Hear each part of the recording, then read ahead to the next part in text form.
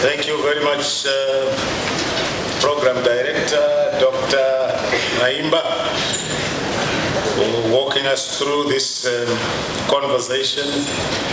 And thank you very much, Deputy Chairperson of Commissions, for that very effusive introduction.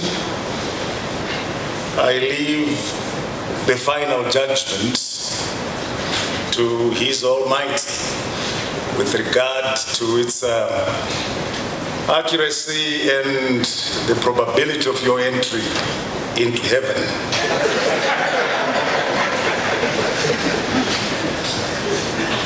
Let me acknowledge the Vice Chancellor of the University of Zimbabwe, Professor Dr. Paul Mapfumo, the Deputy Chairperson who has introduced me, Dr. Nomatemba Ndiweni, Deputy Chairperson of the Public Service Commission, and we have Public Service Commissioners with us, Professor Kombe, Mrs. Rosemary Mukogo, Mr. Larima Vima, Ambassador James Manzo, and also the Secretary of Commissions, Mrs. Sibusisi Wezembe, and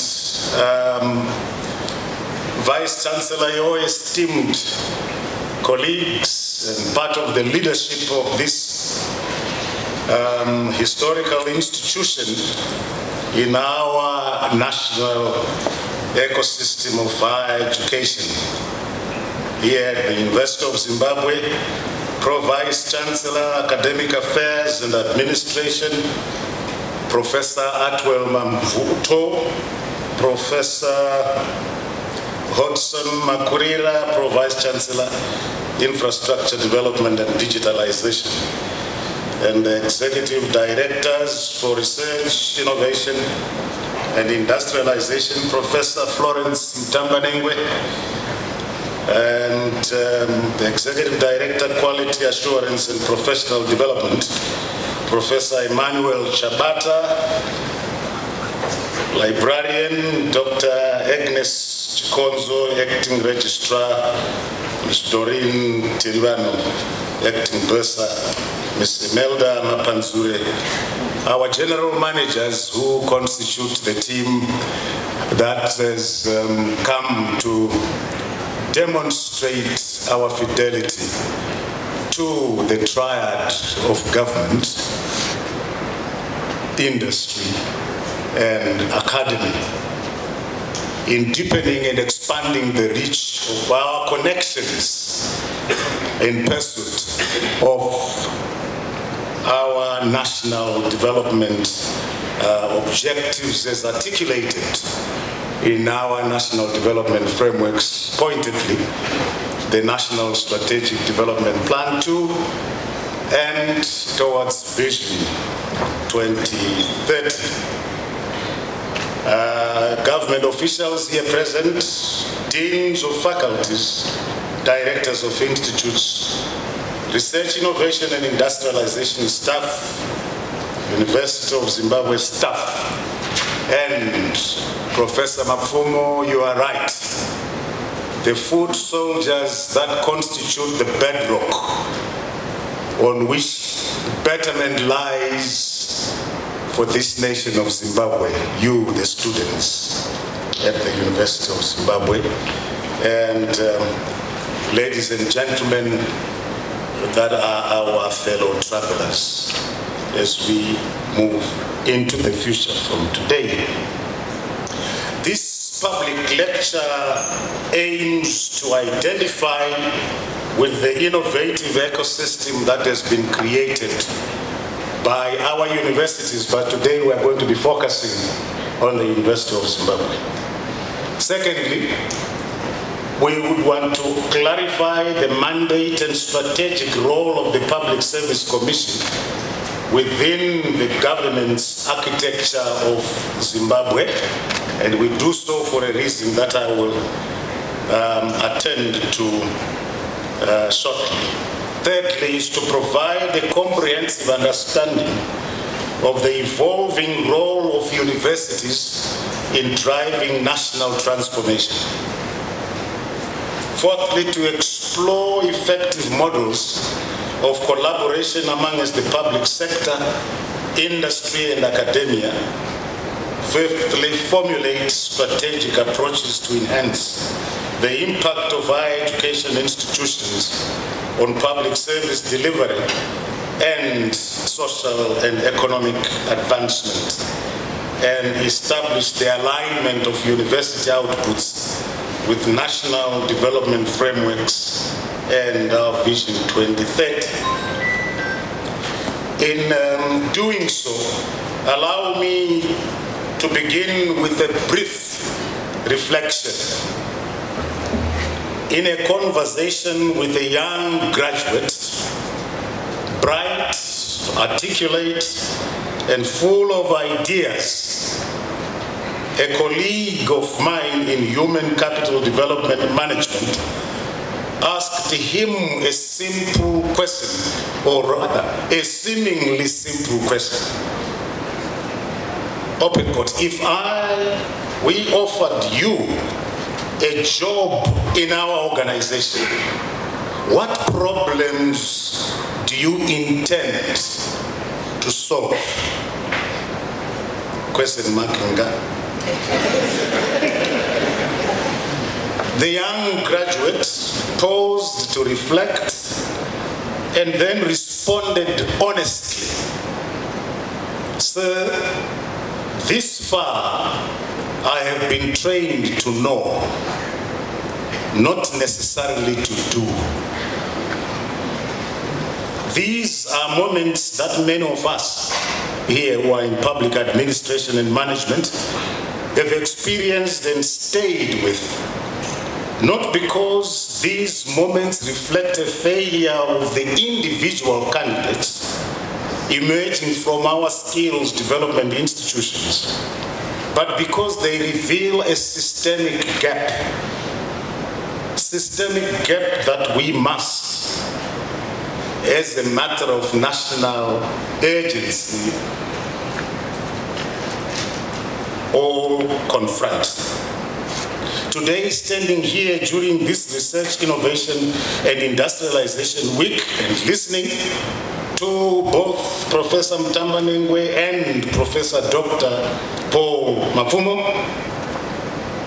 we are encouraged, and I hope, and I'm very confident that I speak well for my colleagues that have been introduced to you from the Public Service Commission. We are encouraged because our national universities, including the University of Zimbabwe, have, in the context of Education 5.0, made a deliberate and courageous choice to confront this systemic gap.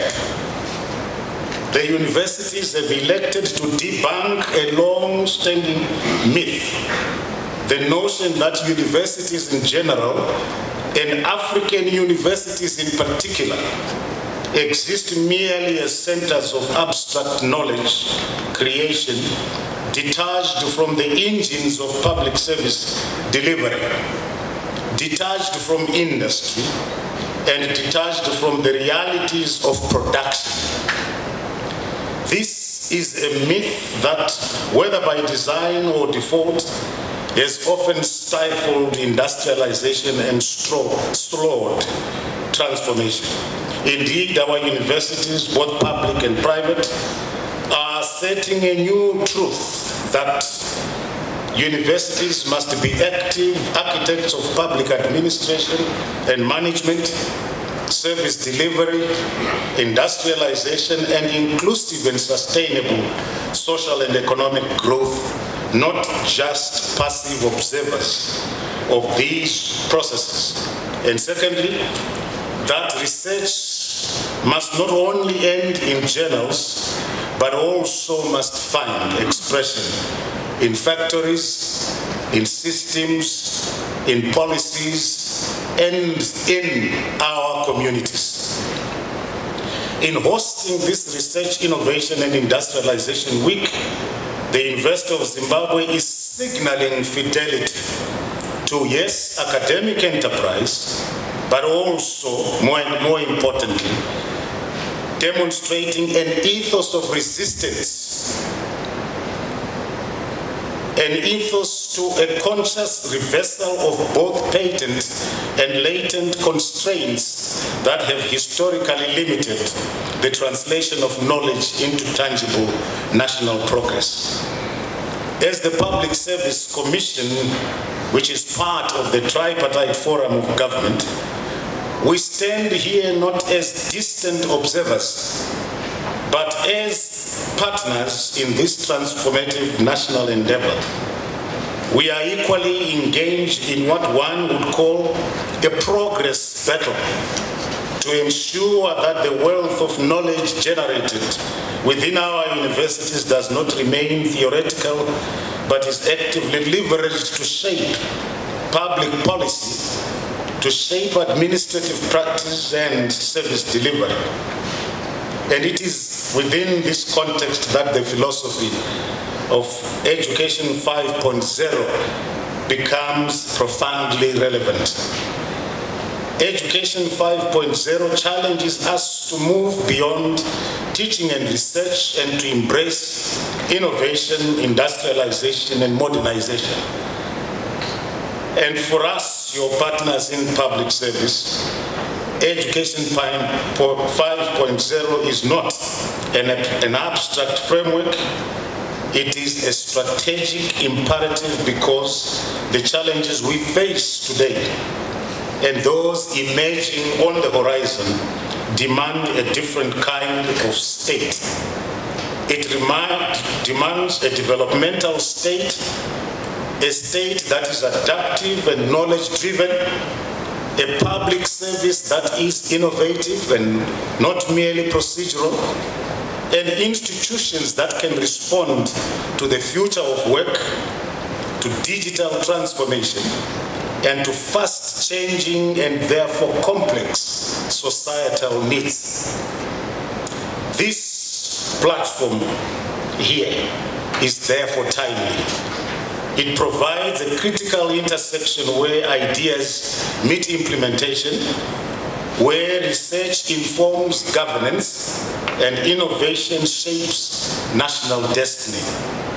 And perhaps more importantly, it allows us to collectively ask the question, how do we ensure that knowledge produced within our universities becomes the driving force behind the industrialization, public sector transformation, and socio-economic advancement of Zimbabwe?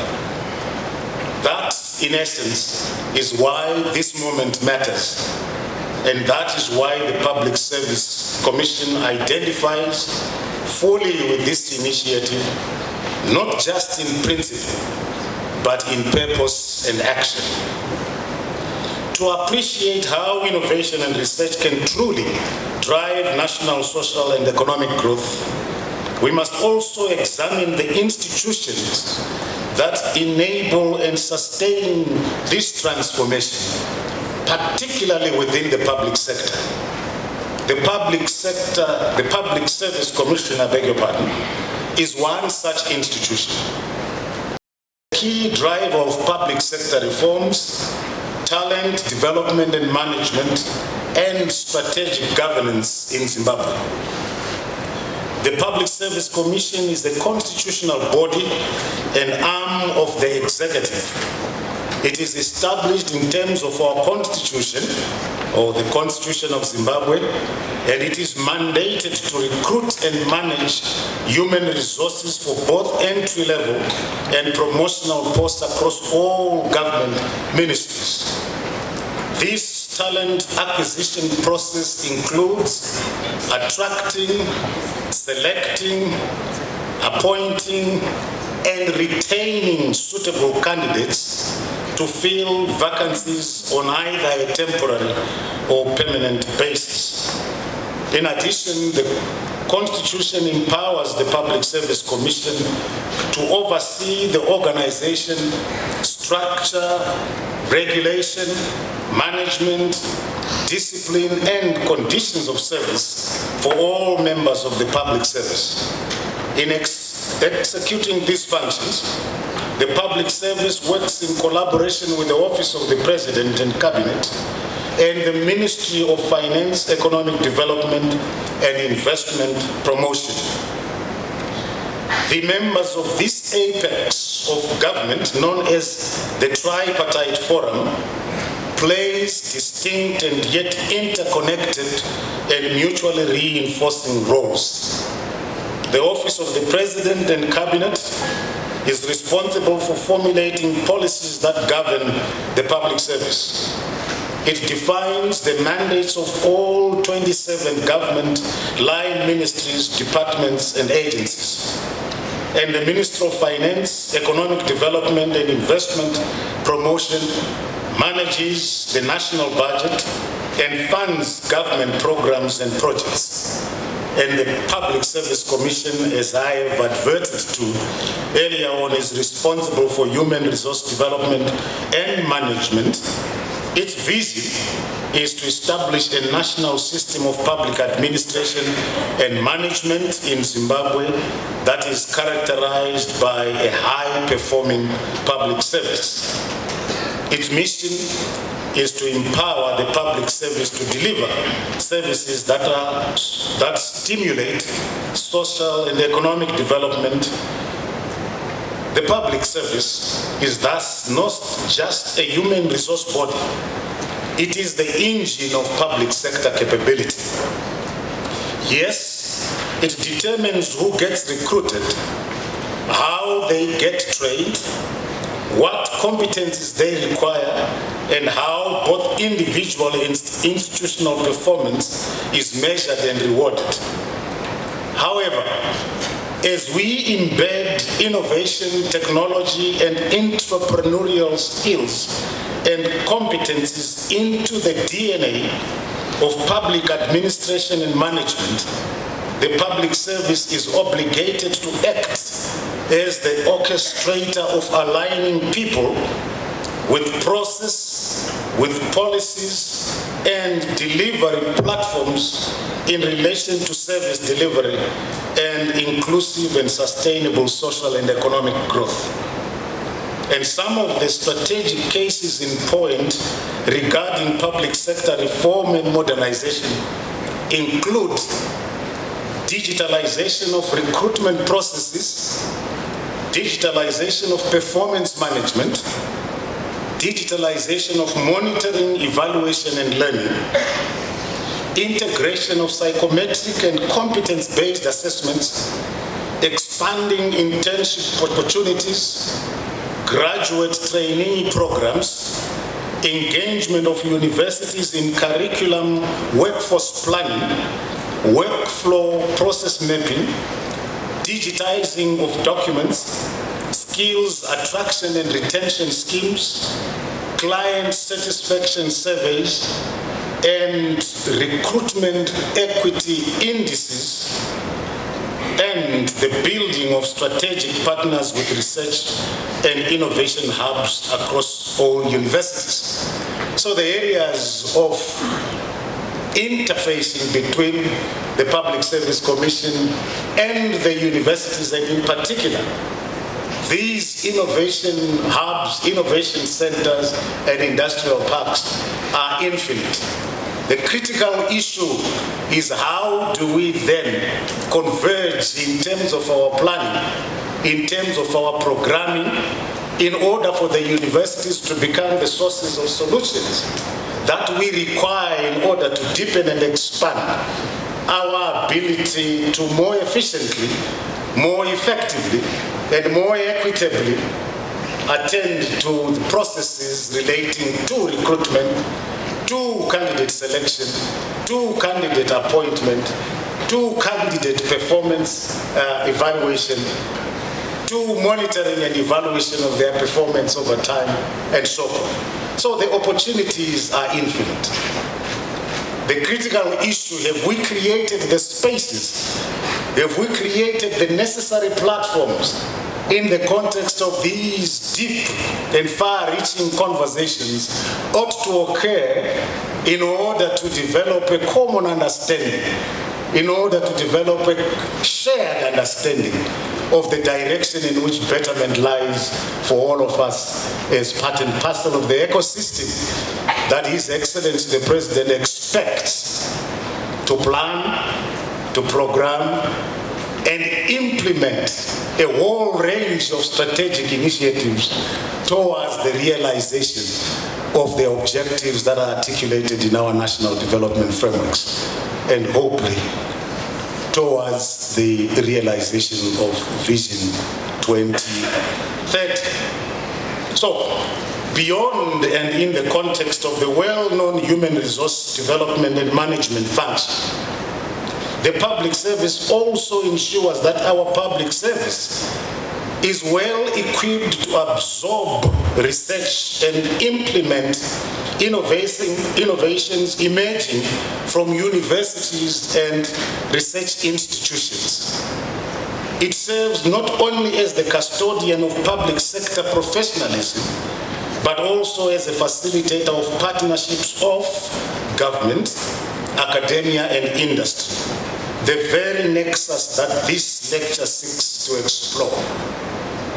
By understanding the mandate and role of the Public Service Commission in shaping a responsive and forward-looking public service, we can better appreciate how innovation can move from research labs into impactful national programs and policies, how innovations morph into solutions to national challenges in service delivery and in inclusive and sustainable social economic growth. Distinguished researchers, students, and innovators, as we engage the theme University Nexus, leveraging innovation and research for national growth, I invite you to actively reflect on these pertinent foundational questions. How can universities in Zimbabwe contribute meaningfully to national development? Are we fully leveraging our academic research and intellectual capital to solve real societal problems? And what are the systemic and structural barriers that prevent a thriving university, government, and industry collaboration? This conversation is necessary and deeply interconnected with the development agenda of Zimbabwe.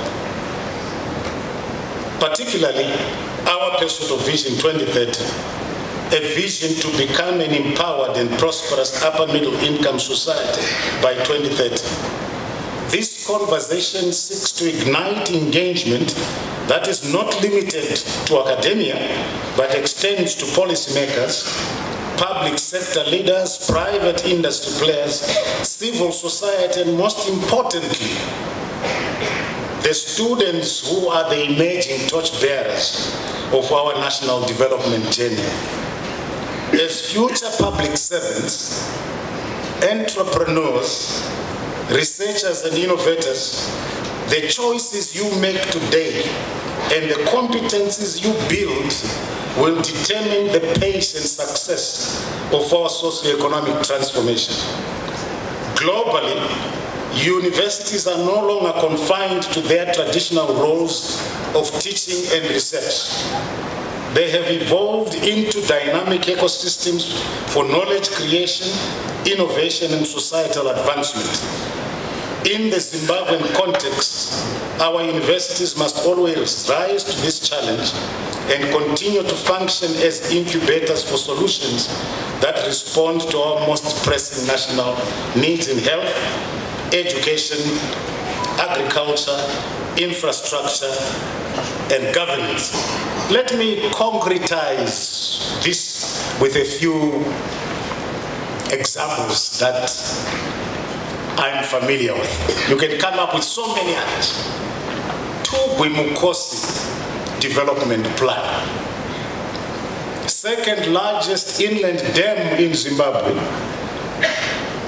second largest inland dam in Zimbabwe after Kariba.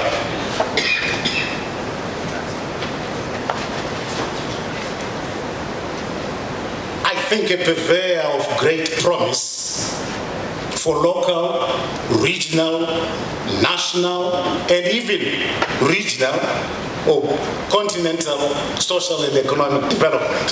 But where are we? Where should the answer lie in transforming the potential that Hungwe Mukosi represents into the results, development outcomes that we are all expecting in the context of NDS2? I leave that as a question. Manise Iron and Steel Plant, Dinson Iron and Steel Company, backed by China's Tsingshan Holding Group. It's very, very easy to purport what this particular investment actually represents. As a result of this development, Zimbabwe has now officially overtaken South Africa as the largest steel producing country in Africa, with the capacity to produce 1.5 million tons of steel annually, with current focus on pig iron, steel billets, slabs, blooms, sheets, plates, wire rods, rebars, and structural beams, serving both the domestic and regional exports. This definitely is a milestone that we should celebrate. But should we celebrate it without pausing and critically reflecting on what it is that we are celebrating as a proportion or fraction of what is totally possible? In other words, what are the other opportunities that we have not yet exploited thanks to Manise Iron and Steel Plant? All this that I'm outlining constitute the semi-finished and finished products in the iron and steel value chain. Vice Chancellor Ramaphosa. The upstream one, of course, is raw material and extraction, isn't it? That we have done. The second one is midstream. That is the iron and steel making process. But we are informed by those who know better, who occupy our innovation hubs, who occupy our industrial parks, that in fact, high value products, high income and decent jobs and livelihoods are achieved at higher levels in the value chain, not where we are today. The end user elements of automotive, construction, infrastructure, heavy machinery, and packaging markets. And these constitute what are called the downstream processing and fabrication components of that iron and steel value chain, including, of course, the so-called end life or the circular economy of scrap collection, recycling, and melting to restart the formula, if you like. We are not yet there. And our plea is to say, can we then come together in the context of that helix, triple helix of government, of academia, and industry in order to jump into these high value stages in the value chain of iron and steel production and marketing, so as we optimize the incomes, the wealth arising out of the fact that we are now standing on the first two stages of extraction and production of iron and steel. And why is it that we can also not predicate a far-reaching agenda that talks about transforming Zimbabwe into a center of excellence for the whole of Africa on the back of the fact that we are now the largest iron and steel producer on the African continent? And this, in my view, requires the triple helix that the professor here has been talking about. And this is something that cannot be restricted to iron and steel.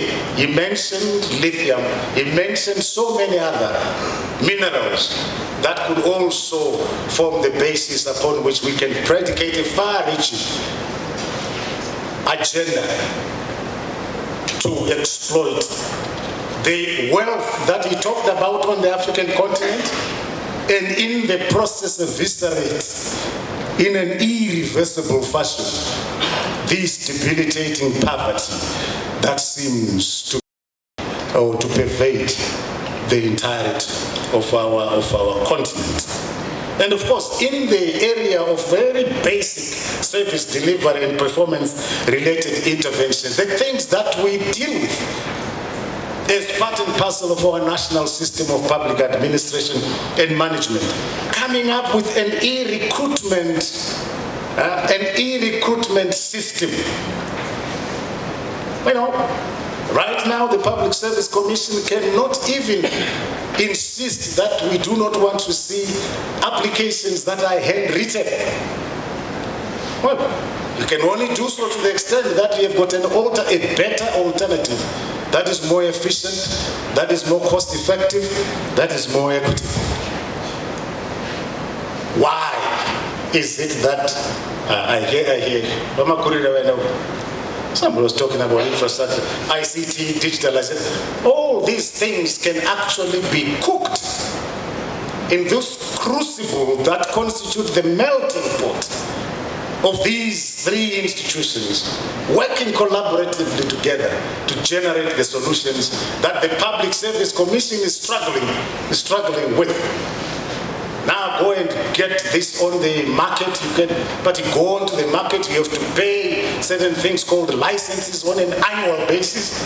But I would want to surmise, for whatever it is worth, that some of these solutions can actually be found in our innovation hubs. Developing an psychometric testing facility. I hear you do psychometric testing. Hey, you cannot do more psychometric tests than the Public Service Commission. It's not possible. Why we employ 438,000 employees.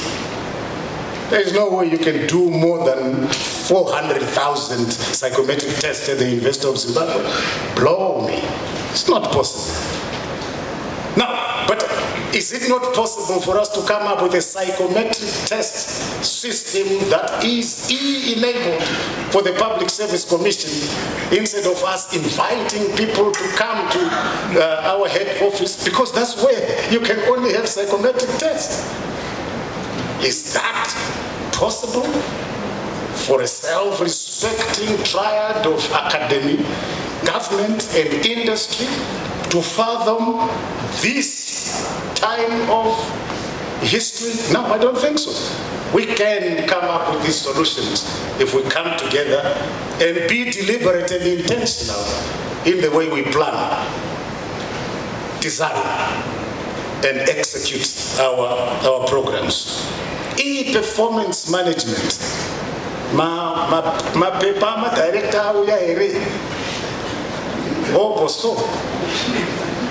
and I think these things can be enabled. Passports, telemedicine, GovPay.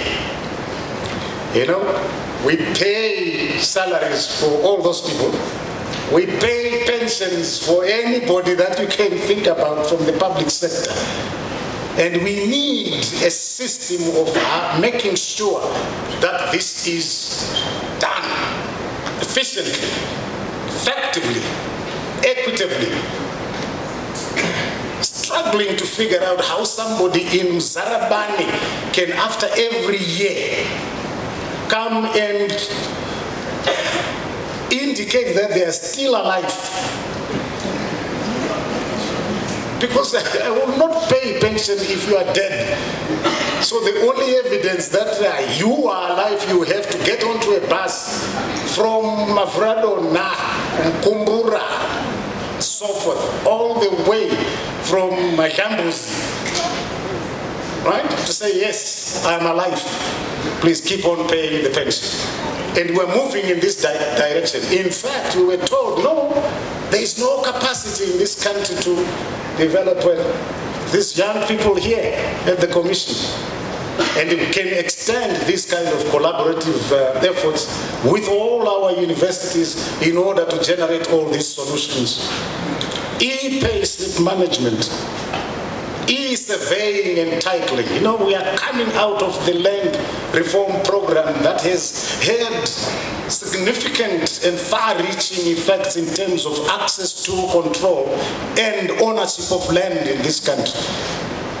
A1, A2, resettlement farmers, communal farmers, all of them need some kind of valid documentation to say, yes, this is your piece of land, that's where the boundaries are, now you can apply for a title deed. How do they apply in the absence of an accurate survey diagrams? Can we continue Nana Mambondera? I don't know about how but there are so many in the context of space science, isn't it? There are so many technologies, GIS-based technologies that can actually be mobilized and deployed for purposes of aiding the ease with which all these things can be done. E-vehicle registration, rural skills attraction and retention schemes. If I want to deploy one of you guys next year to Rushinga, and I would want to pay you a rural skills attraction and retention allowance, because I want you to stay there, isn't it? Professor Tiza Kumusha. We have not made the necessary interventions in order to make those environments attractive for them to go there and actually spend their lives there. So I say, can you define for me a map, call it a heat map, that indicates the relative levels of attractiveness of a rural environment, because it cannot be the same. Somebody, Professor Chaburuga, where are you? I don't know. I hope he's not. Is he here? Physical planning. Oh yes, right. A heat map that says this is Zimbabwe. These are the areas of marginality that we would want to focus on for purposes of determining the quantum of rural allowance that must be paid to an individual who elects to go and locate there. Kana uripa kutupa mpanda wana umuna kufanana no muna ari kuchikwala kuchikombedzi akasiyana zvachose. Now, how do we do that? I think this is an issue that we can work together on in order to emerge with a national map of indicating rural marginality, so that we can ensure that we improve on our e-tolling. In some instances, we are told that we have got no capacity, Professor, of actually putting together huge, impactful infrastructure development projects. And I said, but all these things can actually be done. Is it possible to build a template, a model on how to crowd in investments in order to massify the kind of innovations that we would have generated in our innovation hubs? We want to build the Runde Tende Dam, told it's going to be the largest. But people are telling, no, we cannot find money to do it. Surely, money always follows good investments. Industry wants to become part and parcel of the good ideas that we put together. So we need to deepen and expand our capacities to actually crowd in investments around certain national high-impact infrastructural development projects. And this is something that can actually be constructed, put together in our innovation hubs. It's not necessarily a product, it's an innovation about how you structure investments. Many times we are told that we cannot support this particular investment or infrastructural development project. Why? Because it is badly put together. It's a bad business plan. So we need to move into those kind of spaces. Enough of that. Colleague researchers and innovators, the future of national development is without doubt both innovative and entrepreneurial. We are witnessing rapid technological advancement and an increasingly complex socio-economic landscape. To navigate this environment, we need a higher education sector that produces not just graduates, but problem solvers. We must harness the research capacity, intellectual capital and creativity within our universities to fuel economic diversification, service delivery and economic growth. The word nexus speaks to a powerful connection. When academia, yourselves, government and industry collaborate meaningfully, we create a robust developmental triangle capable of accelerating innovation and implementation. Progress must also focus on the students that come out of our institutions. And we must cultivate an entrepreneurial mindset within our university graduates. Entrepreneurship is not confined to business ventures. It is a way of thinking that is identifying opportunities, innovating under constraints and taking initiatives. An entrepreneurial university encourages risk-taking, celebrates creative failure, and nurtures ideas into impactful ventures. By embedding entrepreneurship into our academic culture, we empower students to become job creators rather than job seekers. Furthermore, entrepreneurial graduates are more likely to approach public service with a fresh perspective, one that prioritizes innovation, results, and sustainability over bureaucracy and inertia. The University of Zimbabwe, we submit, is uniquely positioned to be a hub of this kind of transformation. It already hosts talent, knowledge, and infrastructure capable of producing real change.